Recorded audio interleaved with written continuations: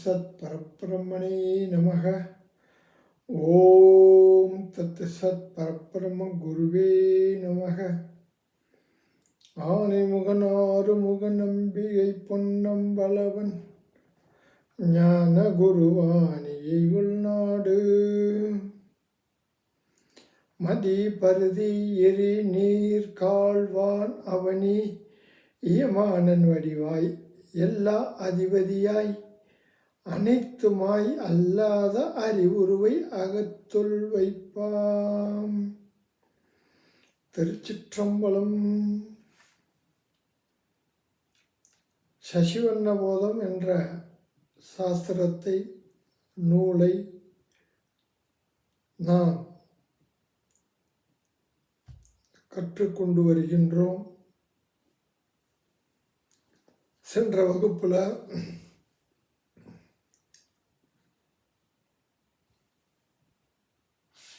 சசிவண்ணன் தன்னுடைய குரு மானந்தி பாராயணரையும்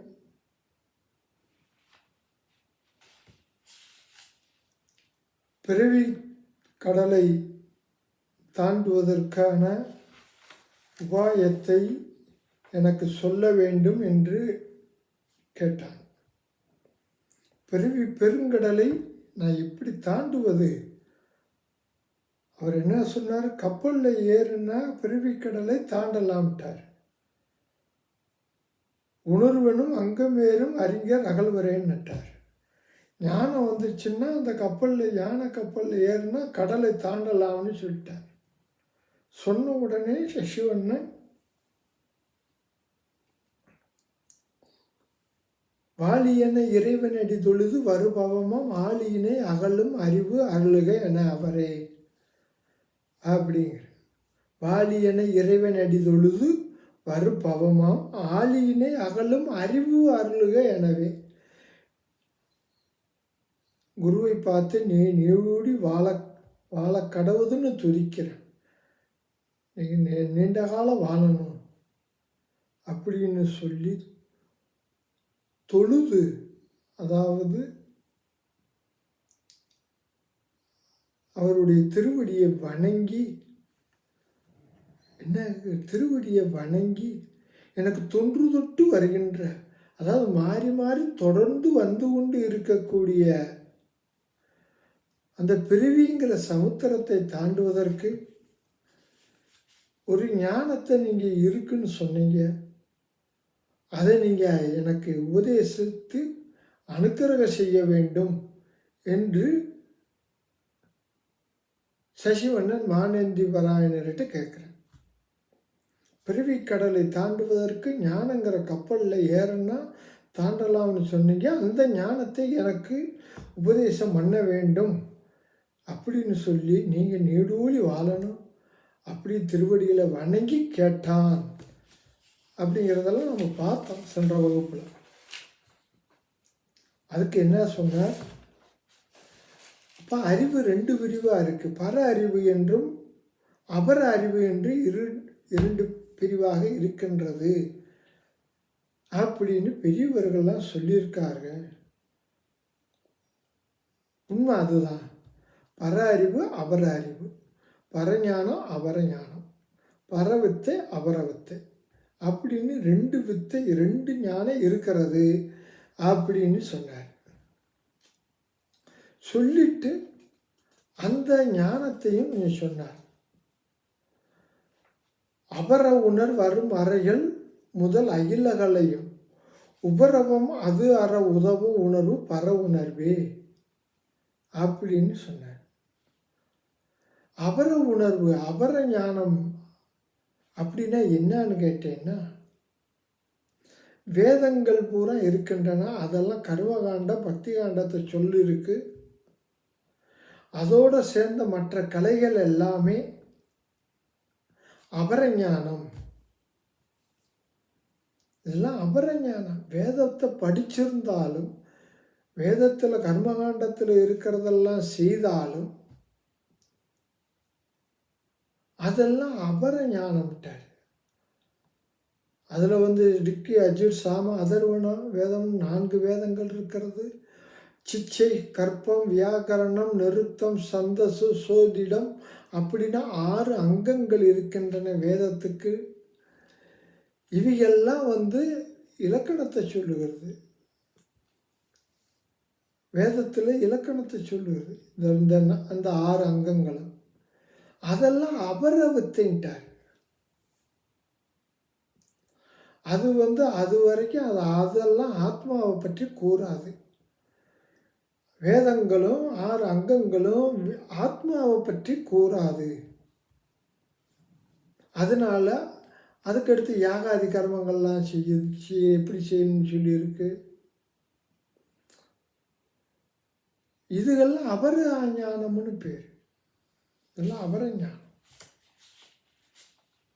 அபரவித்தை. தத்துவமசி மகா வாக்கியம், உபதேச வாக்கியங்கள், 4 மகா வாக்கியங்கள், உபனிஷத்துக்களில் இருக்கிற விஷயங்கள், இதுதான் பரவித்தை. அதாவது ஆத்மாவை பற்றி சொல்லக்கூடிய உபனிஷத்துக்கள், வேதாந்தங்கள், 4 மகா வாக்கியங்கள், பிரக்ஞானம் பிரம்மம், அகம் பரமாஸ்மி, தத்துவமசி, அயமாத்மா பிரம்மம், இவை 4ம் பரஞானத்தை கொடுக்கக்கூடியது, ஆத்மாவை பற்றி சொல்லக்கூடியது, ஜீவ பிரம ஐக்கியத்தை சொல்லக்கூடியன. இதுக்குத்தான் பரஞானம்னு பேர். பரஞானம் பரவித்தைன்னு பேர். அப்படின்னு தெரிஞ்சுக்க. அந்த பரஞானம் வந்துச்சுன்னா உனக்கு மன அமைதி கிடைக்கும், சித்த விசிராந்தி கிடைக்கும், மன அமைதி, சாந்தமாக இருக்கலாம், நிம்மதியாக இருக்கலாம், திருப்தியாக இருக்கலாம். இது இந்த பரஞானத்தினால பிரயோஜனம் அப்படிங்கிறத தெரிஞ்சுக்க அப்படின்னாரு. இது சென்ற வகுப்பு வரைக்கும் நம்ம பார்த்தோம். இன்னமும் அந்த பரவத்தை அபரவத்தை இன்னும் கொஞ்சம் விளக்கமாக சொல்கிறார். பரவத்தை அபரவத்தை, பரஞானம் அபரஞானத்தை இன்னும் விளக்கமாக சொல்கிறார். என்ன சொல்கிறார்? ஆகம விதங்கள் அறிவார் அபரமறிவார், யோகமடு உறங்கும் அவரே பரமுணர்ந்தோர். ஆகம விதங்கள் அறிவார் அபரமறிவார், யோகமடு உறங்கும் அவரே பரமுணர்ந்தோர். அப்படின்னா என்னன்னு கேட்டால், ஆகம விதங்கள் அறிவார், ஆகமங்கள் அப்படின்னு வேதார்த்தத்தையும் குறிக்கிறது. நானாவிதமாயுள்ள கர்மகாண்டமயமான வேதம், அதனுடைய அங்கங்கள் முதலியவற்றை அறிபவர்கள். அபரம் அறிவார், இவெல்லாம் அபர வித்தையை உணர்பவர், அபரஞானத்தை உணர்பவர் ஆவர். வேதங்களை படித்தாலும் 6 அங்கங்கள் தெரிஞ்சிருந்தாலும் எல்லாம் அபரஞானத்தை உடையவர்கள் அப்படின்றார். அதுக்கடுத்து யோகமுடு உறங்கும் அவரே பரமுணர்ந்தோர்.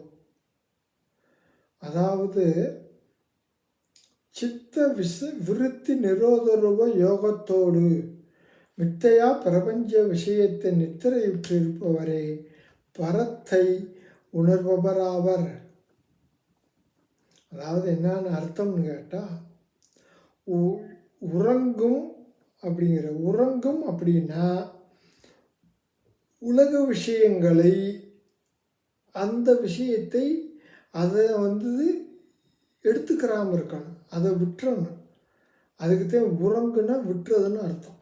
இந்த இடத்துல உறங்கும் அப்படின்னா இந்த உலக விஷயங்கள் ஞானத்தை நம்ம எடுத்துக்கிறோம், சிந்திக்காமல் இருக்கணும்.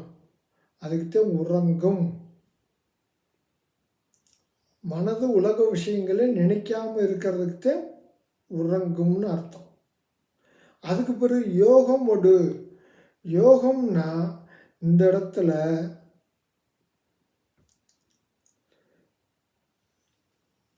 அதாவது ஆத்மாவை நினச்சிக்கிட்டே இருக்கிறது, ஆத்மாவை தன்னை பற்றி நினைத்து கொண்டே இருக்கிறது, அதுக்கு யோகம்னு பேர். நானே பிரம்மம், பிரம்மமே நான், தத்துவமசி துவம் தத் அசி. நான் பிரம்மம், அது நீயாய் இருக்கிறாய். சொன்ன உடனே குரு சொன்ன உடனே சிஷ்யன் அகம் பிரம்மாஸ்மி, ஆமாம் நான் பிரம்மமாக இருக்கிறேன் இப்படின்னு, நான் பிரம்மமாக இருக்கேன், பிரம்மமே நானாக இருக்கிறேன். இதுக்குத்தான் யோகம்னு பேர். இந்த ஞானத்தை நம்ம ஒருமைப்பாடோடு நினைத்து கொண்டு இருக்கிறதுக்கு யோகம்னு பேர். உலக விஷயத்தை மறக்கணும், அதுக்கு நித்திரைன்னு பேர், உறங்கிறதுன்னு பேர். யோகமுடு நானே பிரம்மம், பிரம்மமே நான் நினைத்து கொண்டு இருக்கிறதுக்கு, இதுக்குத்தான் மன ஒருமைப்பாடோடு நினைக்கிறதுக்கு யோகம்னு பேர். இந்த இடத்துல உலக விஷயத்தை அசத்தை விட்டுட்டு சத்தாகிய பிரம்மத்தை, ஆத்மாவை நினைக்கிறதுக்கு யோகம்னு பேர். இப்படி யார் இருக்கின்றார்களோ அவர்கள் தான் பரமுணர்ந்தோர். அவங்களுக்கு தான் பரஞானம் வந்திருக்குன்னு அர்த்தம். அபரஞானம் பரஞானம்னு சொல்லிட்டார். அபரஞானம்னா வேதங்கள் 6 அங்கங்கள், அது தவிர மற்ற கலைகள் எல்லாமே, அது சார்ந்த கலைகள் எல்லா கலைகளுமே அபரஞானம். என்னென்ன நம்மகிட்ட கலைகள் இருக்கோ அத்தனையும் அபரஞானம்.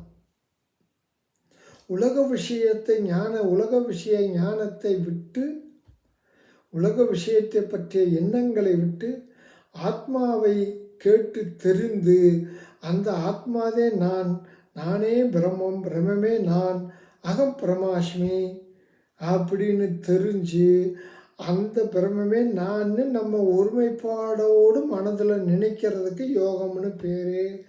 அதுக்குத்தான் பரஞானம்னு பேர். யோகமோடு உறங்கும் அவரே பரம் உணர்ந்தோ அப்படின்னு சொல்லிட்டார். பரஞானம் அபரஞானத்தை பார்த்துட்டோம். ஆத்மாவை நினைக்கிறது, பிரம்மத்தை நினைக்கிறது, தன்னை நினைக்கிறது, உலக விஷயங்களை மறக்கிறது, இதுக்குத்தான் பரஞானம்னு பேர். இந்த பரஞானம் சொல்லிட்டார். அதுக்கடுத்து மேலும் சொல்கிறார். புராணம் இதிகாசம் எவையும் பொருள் அனைத்தும் பிராணன் அறியாது உல இடத்து இவை பிதற்றே. புராணம் இதிகாசம் இவை எவையும் பொருள் அனைத்தும் பிராணன் அறியாது உல இடத்து இவை பிதற்றே. புராணங்கள் இருக்கு, நமக்கு நிறைய எல்லாத்துக்கும் தெரியும். புராணங்கள் 18 புராணம் இருக்கு. உபபுராணங்கள் 18 இருக்கு.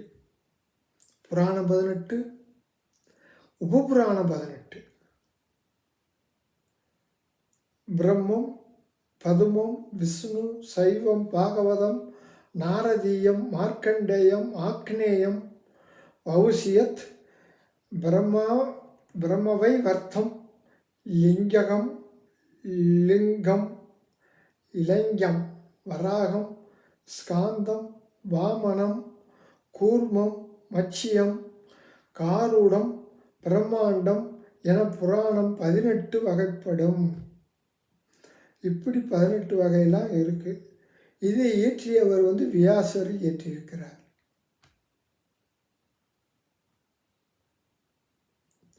இது இல்லாமல் உப புராணங்கள்லாம் இருக்கின்றன. சரி, அப்புறம் இதிகாசம். புராணம் இதிகாசம். இதிகாசங்கிறது பாரதம், ராமாயணம், மகாபாரதமும் ராமாயணம், இது இதிகாசம். பாரதத்தை இயற்றியவர் வியாசர், ராமாயணத்தை இயற்றியவர் வால்மீகி முனிவர். இதிகாசம் 2, 18 புராணங்கள் 18, உபபுராணம் 18.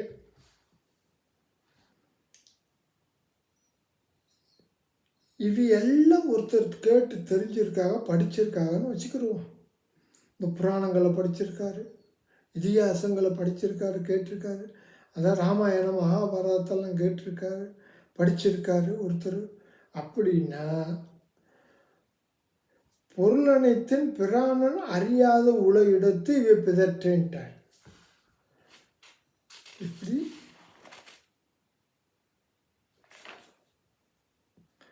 பிராணன் இருக்க.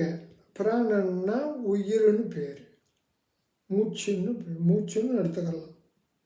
பிராணன் நமக்கு போய்கிட்டே, பிராணன் நமக்கு போய்கிட்டு வந்துக்கிட்டே இருக்கும். எப்போ ஆரம்பித்தது? பிறக்கும்போது ஆரம்பித்தது. இப்போ போய்கிட்டு வந்துக்கிட்டு இருக்கிறது ஆரம்பித்தது பிறக்கும்போது. ஆரம்பித்தது நிற்காமல் இருக்கணும். நின்றுச்சுன்னா போச்சு, நின்றுச்சுன்னா பணமாகி போகும்.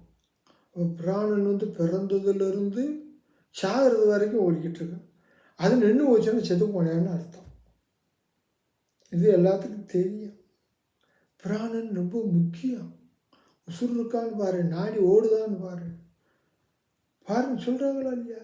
உசுறு தான் ரொம்ப முக்கியம். உசுறு இருந்தால் காப்பாற்றிடலாம். உசுறு போச்சுன்னா ஒன்றும் செய்ய முடியாது. இப்போ உடம்புக்கு இருக்கிறது பிராணன் தான் ரொம்ப முக்கியம். அந்த பிராணன் இல்லைன்னா உடம்பு பிரயோசனம் இல்லாமல் போகும். அதை போல் இந்த புராணங்கள், இதிகாசங்கள் இவையெல்லாம் நம்ம கேட்டிருந்தாலும் அதுக்கு ஆதாரமாக உள்ள ஒரு பொருள் ஒன்று சொல்லப்பட்டிருக்கும். புராணங்கள், இதிகாசங்கள் இவையெல்லாம் உள்ள ஒரு பொருள், ஒரு வஸ்துவை, ஒரு பொருளை ஆதாரமாக வச்சுத்தான் அவையெல்லாம் இருக்குது. அதுதான் எதுன்னு கேட்டால் பிரம்மா, அதுதான் ஆத்மா. ஆத்மாவைத்தான் அது சொல்ல வருது. அப்படிப்பட்ட ஆத்மாவை, பிரம்மத்தை அறியாமல் இந்த புராணங்களையும் இதிகாசங்களையும் நம்ம படிச்சிருந்தா ஒரு பிரயோஜனமும் இல்லை. உயிர் இல்லைன்னா உடம்பு பிரயோஜனம் இல்லை. போச்சு. அந்த ஆத்மாவை, அந்த பிரம்மத்தை, அந்த வஸ்துவை, அந்த பரமாத்மாவை யார் அதை தெரிஞ்சுக்கிறலையோ, அந்த தெரியாமல் இருந்துச்சுன்னா அந்த புராணங்களும் அந்த இதிகாசங்களும் அது உள்ள ஒரு பொருளை, அந்த பிரம்மத்தை சொல்ல வருகின்றன. அதை பற்றி உணரலைன்னா நீ இதிகாசம் புராணங்கள் படிச்சிருந்தாலும் அவையெல்லாம் வீண், பிரயோஜனம் இல்லைன்ட்டார். அதை சொல்கிறார். பிராணன் பொருளனைத்தின் பிராணன் அறியாது உள்ள இடத்து இவை பிதற்றல வேஸ்ட்டாக படித்தது வேஸ்ட். அப்போ என்ன அறியணும்? அந்த புராணங்களும் இதிகாசங்களும் எந்த பொருளை சொல்ல வருகின்றனவோ அந்த பொருளை அறியணும், உணரணும். அதுதான் ஆத்மா, பிரம்மம். அதை நம்ம உணரணும் அப்படிங்கிறத கருத்து. அப்படி சொல்லிட்டு மேலும் சொல்கிறார். அபரஞானத்தை பற்றி சொல்கிறார். இயல் அறிவது, இசை அறிவது, இனம் அறிவது உளவாம். அயல் அறிவு அதெல்லாம் அறிவை அறிவது அறிவே. எப்படி சொல்கிறார்? இயல் அறிவது, இசை அறிவது, இனம் அறிவது உளவாம். அயல் அறிவு அதெல்லாம் அறிவை அறிவது அறிவு. எப்படி சொல்கிறார்? இயல் அறிவு, இசை அறிவது, இனம் அறிவது உலகம். இயல், இசை, நாடகம் அப்படின்னு தமிழில் நமக்கு கேட்டிருக்கோம், படிச்சிருக்கோம். இயல் தமிழ், இசைத்தமிழ், நாடகத்தமிழ். இயல் தமிழ்னால் எது? செய்யுள், உரைநடை நூல்கள் இவைகள்லாம் இயல் தமிழோடு சேர்ந்தன. இயல் தமிழ் இதெல்லாம் படிச்சிருக்கோம்.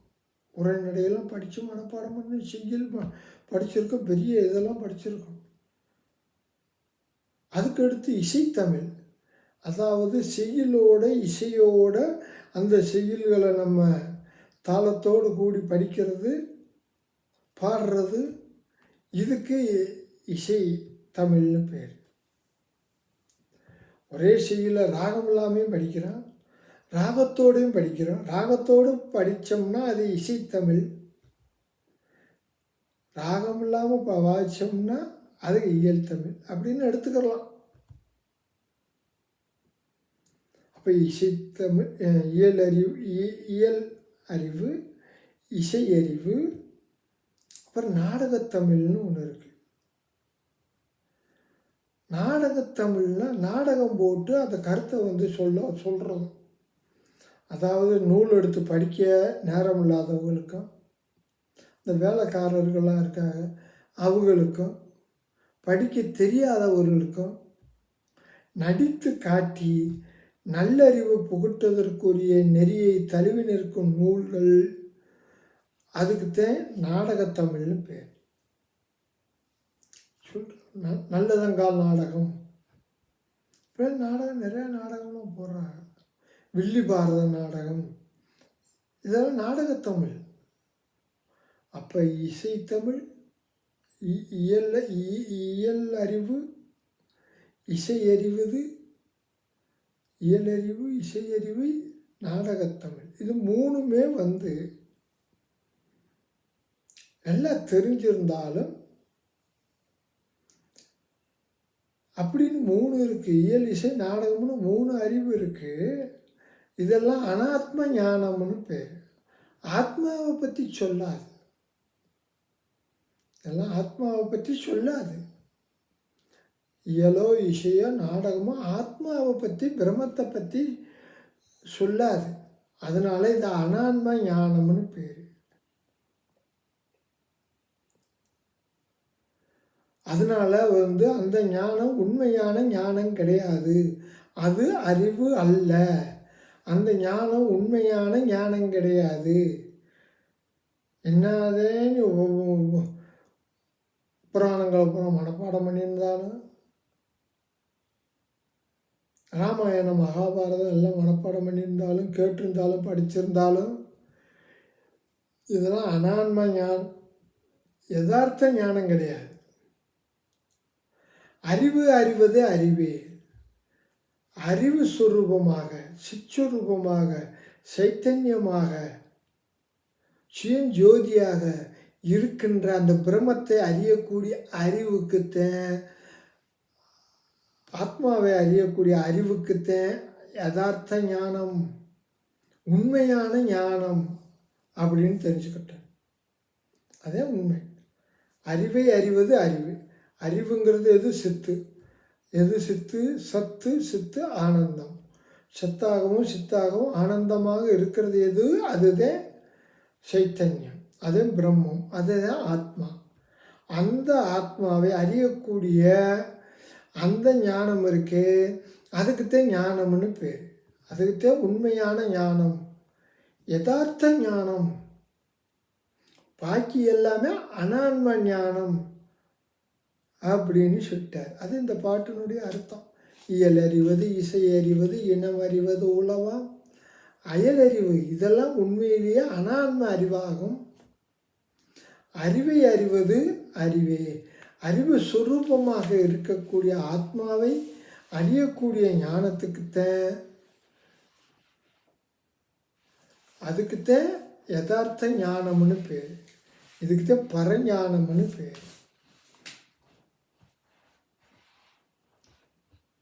தன்னை அறிவது அறிவாம், அகுதன்றி பின்னை அறிவது பேயறிவாகும் அப்படின்னு திருமூலர் சொல்லியிருக்கிறார். தன்னை அறிவது அதுதான் அறிவுங்கிறது. தான் யார்? தான் வந்து சுயஞ்சோதி, சித்து ஸ்வரூபம், சத்து சித்த ஆனந்த ஸ்வரூபம், அதே நம்மளுடைய யதார்த்த ஸ்வரூபம். அதை அறிவது தான் அறிவு. அது இல்லாமல் மற்றதெல்லாம் பேய் அறிவு அப்படின்னு திருமூலர் திருமந்திரத்திலே சொல்லி இருக்கிறார். அதையும் நம்ம பார்க்கலாம், தெரிஞ்சுக்கலாம். அதுக்கடுத்து மேலும் சொல்கிறார், நவில்களை 64 அறிவாரும் பவலயம் அது ஒரு சுத்த பரமம் அறியாரே. நவில்களை 64 அறிவாரும் பவலயம் அது ஒரு சுத்த பரமம் அறியாரே. 64 கலைகள்லாம் இருக்குது. நம்ம தமிழில் நிறைய கேள்விப்பட்டிருக்கோம். 64 கலை. ஆயகலை 64 ஏனைய ஏய உணர்விக்கேன் நம்மை தூய உருப்பல் இங்கு போல்வாள் என் உள்ளத்தின் உள்ளே இருப்பால் இங்கு வாராது இடர் அப்படின்னு சரஸ்வதி தோத்திரம்லாம் இருக்கு, நம்ம கேள்விப்பட்டிருக்கோம். 64 கலைகள் இருக்கு. நவில்களை 64 அறிவாரும். ஒரு கலையை உணர்ந்திருந்தாலே பெரிய பெரிய மதிப்பு, புகழ். 64 எது தெரிஞ்சிருந்தாலும் சரி, அவங்கெல்லாம் பவளையம் அது அது சுத்த பரமம் அறியாரேங்கிறார். பவலயம் அதுனாக்க அர்த்தம். பவம்னா உற்பத்தின்னு அர்த்தம், லயம்னா நாசம்னு அர்த்தம். உற்பத்தி நாசம் இல்லாத அது அந்த சுத்த பரமம் அறியாரே, பரிசுத்த ஆத்மாவை அறிய மாட்டார்கள். பவலயம் அது சுத்த பரமம் அறியாரே, உற்பத்தி நாசம் இல்லாத அந்த பிரமத்தை, பரமாத்மாவை அறிய மாட்டார்கள். 64 கலை தெரிஞ்சிருந்தாலும் உற்பத்தி நாசம் இல்லாத அந்த பிரமத்தை அறிய முடியாது. பவலயம் அது சுத்த பரமம் அறியாரே. உற்பத்தி நாசம் இல்லாதது அப்படின்னா என்ன அர்த்தம்னு கேட்டால், அனாதின்னு பேர். அதுக்கு ஆதியே கிடையாது. எதுக்கு? ஆத்மாவுக்கு பிரம்மத்துக்கு ஆதி கிடையாது. அதனால அது அனாதி. அதெல்லாம் அனாதி. ஒருத்தர் நம்மளை சொல்கிறாங்கன்னு வச்சுக்கிடுவோம், போடா அனாதி பேலேன்னு சொல்கிறாங்கன்னா நமக்கு கோவப்படக்கூடாது. உடம்பு ஆதி உடையது. எத்தனை வருஷம்லாம் டேட் ஆஃப் பர்த்தெல்லாம் இருக்குது. இது ஆதி உடையது. ஆனால் ஆத்மாவாகிய நான் பிரம்மம் அது அனாதி. அதுக்கு ஒரு உற்பத்தி கிடையாது, நாசம் கிடையாது. உலகமே உற்பத்தி ஆகிருக்கு, ஆனால் பிரம்மம் உற்பத்தி ஆகலை. அதை நம்ம தெரிஞ்சுக்கணும். உலகம் ஒரு காலத்து பிரளயத்தில் நாசமாகும், ஆனால் பிரம்ம நாசம் அடையாது. அதைத்தான் சொல்கிறார். பவலயம் அது சுத்த பரமம் அறியாரே. அப்படிப்பட்ட பிரம்மத்தை அறிய மாட்டார்கள். யார் அறிய மாட்டார்கள்? 64 கலையும் தெரிஞ்சிருந்தாலும் அதை அறிய முடியாதுன்ட்டார். எனக்கு அந்த கலை, சிற்பக்கலை தெரியும், ஜோதிட கலை தெரியும், எனக்கு கணக்கு தெரியும், எல்லாம் ஒவ்வொரு கலைகளும். எனக்கு ரசவாதம் தெரியும். ரசவாதம்னு ஒன்று இருக்குது. அதெல்லாம் நமக்கெல்லாம் தெரியலை. தெரிஞ்சிருந்தால் நம்மளை பிடிக்க முடியாது. அதான் செம்பதை தங்கமாக்குறது ரசவாதம். சித்தர்கள்லாம் வச்சுருக்காங்க, அவர்களுக்கெல்லாம் தெரியும், நமக்கு தெரியலை. இதெல்லாம் 64 கலைகளில் இதெல்லாம் ஒன்று. இதெல்லாம் தெரிஞ்சிருந்தாலும் ஆத்மாவை பிரம்மத்தை அறிய முடியாதுன்ட்டார். அதே இந்த பாட்டினுடைய அர்த்தம். 64 கலைகளில் கொஞ்சம் பார்க்கலாம். அக்கரலக்கணம், இலிகிதம், கணிதம், வேதம், புராணம், வியாக்கரணம், நீதி சாஸ்திரம், ஜோதிட சாஸ்திரம், தர்மசாஸ்திரம், யோக சாஸ்திரம் முதலியன. அக்கரலக்கணம், இலிகிதம், கணிதம், வேதம், புராணம், வியாக்கரணம், நீதி சாஸ்திரம், ஜோதிட சாஸ்திரம், தர்மசாஸ்திரம், யோக சாஸ்திரம் முதலியன. மற்றவற்றை அபிதான சிந்தாமணிங்கிற அகராதியில், தமிழ் அகராதியில் நீங்கள் காணலாம் அப்படின்ட்டுருக்கார். 64 கலை அங்கே விரிவாக சொல்லியிருக்கார். அகராதியில், தமிழ் அகராதியில் சொல்லியிருக்கிறார். அங்கே நம்ம பார்த்துக்கலாம். அதெல்லாம் 64 தெரிஞ்சிருந்தாலும், தெரிஞ்சுக்கிட்டாலும், அதை அடைந்திருந்தாலும் ஆத்மாவை அறிய முடியாதுன்னு சொல்லிட்டார். அதே இந்த செய்யுளுடைய அர்த்தம். அதுக்கு அடுத்து என்ன சொல்கிறார்? ஆக அறிவாளர் அறிவார் இவை அனைத்தும், ஏக அறிவாளர் இவையாவும் அறியாரே. ஆக அறிவாளர் அறிவார் இவை அனைத்தும், ஏக அறிவாளர் இவையாவும் அறியாரே அப்படின்னு சொல்கிறார். இவை அனைத்தும், எதுவை அனைத்தும்? 64 கலைகளாயுள்ள இவை அனைத்தையும் ஆக அறிவாளர் அறிவார், தேகாத்ம புத்தி உடையவர் அறிவார். தேகத்தை நாங்கிற புத்தி உடையவர்கள் இதை ஒருவேளை அதை அனுஷ்டானம் பண்ணி அதை அடையலாம். தேகாத்ம புத்தி உடையவர்கள் தான் இது ஒரு பொருள்னு நினச்சி இதை கடைப்பிடிச்சு அபியாசம் பண்ணி இந்த 64 கலைகளில் ஏதாவது 1 2 அடையலாம். தேகாத்ம புத்தி வர்றவங்க தான் இதை அடைஞ்சால் நல்லா இருக்குன்னு சொல்லி அடைவார்கள். ஏக அறிவாளர், அத்வைத ஞானம் உடையவர், இவையாவும் அறியார். 64 கலையிலாய் உள்ள இவை அனைத்தையும் உணரார். இதெல்லாம் உணர மாட்டாங்க. யார்? அத்வைத ஞானம் உடையவர்கள், அதாவது ஞானிகள். எல்லாமே ஒன்று தெரிஞ்சவங்க. ஒன்று தான் இருக்குது, இரண்டாவது ஒரு பொருள் இல்லவே இல்லை. சர்வமும் பிரம்மமயம், சர்வமும் சிவமயம். அந்த பிரம்மந்தே நான், சர்வமும் நான். இப்படிங்கிற ஏகமாக யார் உணர்ந்திருக்கின்றார்களோ அவர்கள் இந்த 64 கலையும் ஒரு பொருட்டாக இருந்து இதை அடைய மாட்டார்கள். இது ஒன்றும் இல்லை, இதெல்லாம் அனான்ம விஷயங்கள் அப்படின்ட்டார். 64 கலையும் அனான்ம விஷயம். இது தெரிஞ்சு என்ன ஆக போகுது? பேரும் புகழும் கிடைக்கலாம், பொருள் கிடைக்கலாம். ஆத்மாவை தன்னை பற்றி அறிவதனால கிடைக்குமா? கிடைக்காது. அதனால் இது வேணாம்னு விட்டுருவாங்க. அது ஞானிகள். ஏக அறிவாளர்னா ஞானிகள்னு அர்த்தம். எல்லாத்தையும் ஏகமாக பார்ப்பவர்கள்னு அர்த்தம், ஏகமாக உணர்பவர்கள்னு அர்த்தம், பேத புத்தி இல்லாதவர்கள்னு அர்த்தம். அவங்க என்ன செய்வாங்க? இந்த 64 கலையும் இவங்க பொருட்டாக எடுத்து இது கடைப்பிடிக்க மாட்டாங்க. ஆனால் பிராரப்தவசமாக வந்தாலும் வரலாம். ஞானிகளுக்கும் இந்த 64 கலைகளில் 1 2 இருக்கலாம், சித்துக்களும் இருக்கலாம். ஆனால் பொருட்டாக அதை எடுத்துக்கிற மாட்டாங்க அப்படிங்கிறது கருத்து. ஆக அறிவாளர், அறிவார் இவை அனைத்தும், ஏக அறிவாளர் இவையாவும் அறியாரே அப்படின்ட்டார். அறிவுங்கிறது நல்லா சொல்லி வர்றார். எது அவர அறிவு, எது பர அறிவுன்னு சொல்லி வர்றார்.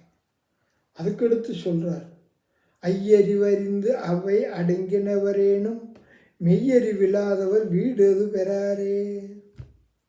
ஐயறிவு அறிந்து அவை அடங்கினவரேனும் மெய்யறிவில்லாதவர்கள் வீடு அது பெறாரே. ஐயறிவு அறிந்து 5 அறிவு இருக்கு நமக்கு. என்னது? மெய்வாய் கண் மூக்கு செவி. மெய்வாய் கண் மூக்கு செவி. சுரோத்திரம் துவக்கு சச்சு சிங்குவே ஆக்ரானம். சுரோத்திரம் துவக்கு சச்சு சிங்குவே ஆக்ரானம்.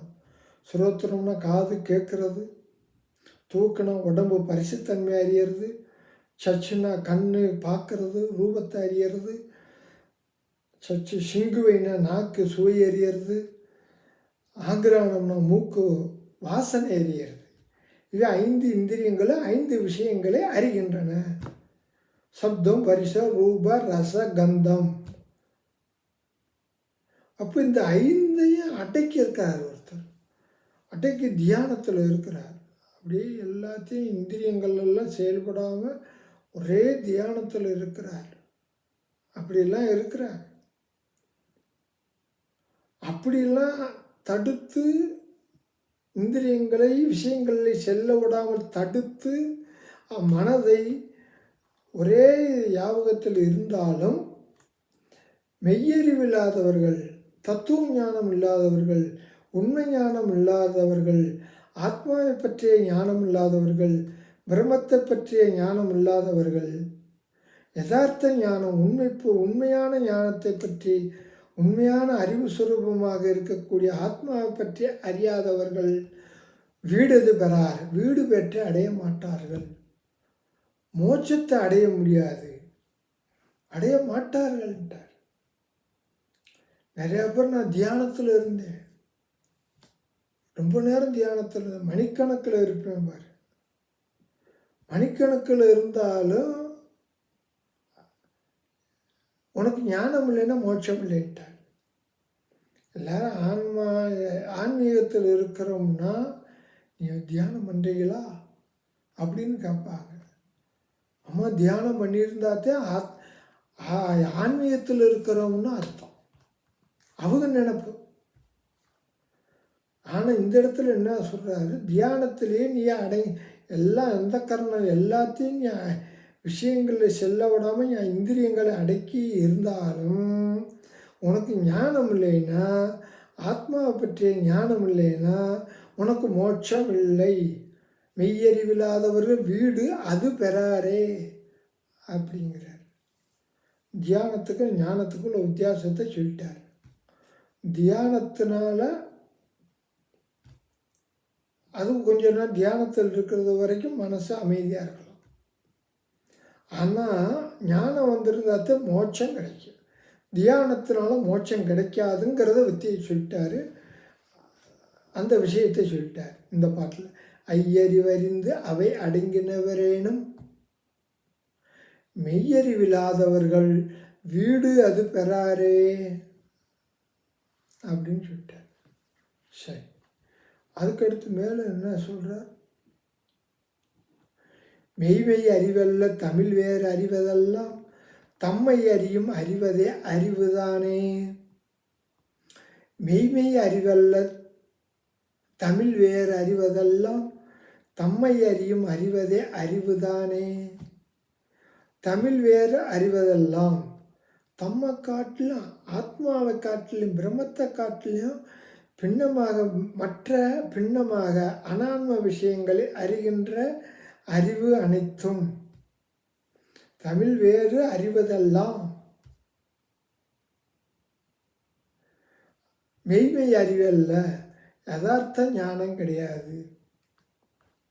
ஆத்மாவுக்கு பின்னமாக அனான்ம பொருள்களை அறிகின்ற அறிவு அனைத்துமே யதார்த்த ஞானம் கிடையாது, உண்மையான ஞானம் கிடையாது.